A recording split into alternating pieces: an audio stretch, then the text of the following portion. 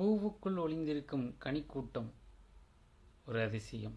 வண்ணத்து பூச்சிகளில் வரைந்திருக்கும் ஓவியம் ஒரு அதிசயம். குருநாதர் இல்லாத குயில் பாட்டு ஒரு அதிசயம். பணம் கொடுக்காமல் ஒரு கூட்டம் கூடுதுன்னா அது விஜயண்ணனுக்கு மட்டும்தான். அப்போது தமிழக மக்களுக்கு விஜயண்ணன் ஒரு அதிசயம்.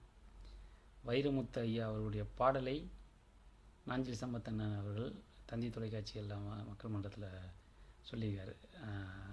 உண்மையிலே அழகான ஒரு கவிதை, அழகான பதிவிட்டிருக்காரு. இப்போ இங்கே எதை பற்றி நான் பேச வந்தேன் அப்படின்னா, நாஞ்சில் சம்பத்தண்ணன் கிட்டத்தட்ட அரை நூற்றாண்டு காலமாக அரசியல் பயணிக்கக்கூடிய ஒருவர், திராவிட பேச்சாளர். அந்த பொக்கே கொடுக்க வீடியோ பார்த்தேன். செந்தில் பாலாஜி அவர்களுக்கு பொக்கே கொடுக்கும்போது செந்தில் பாலாஜி அவர்கள் ஒரு பெண்மணியோட பொக்கே வாங்கிட்டார். இவருடைய பொக்கையை நிராகரிச்சிருக்கார்.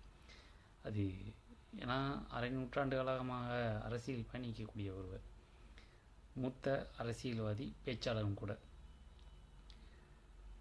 மூத்த அரசியல்வாதிகளை அவமதிப்பது தான் திராவிட மாடல். அது உண்மையா இல்லையா?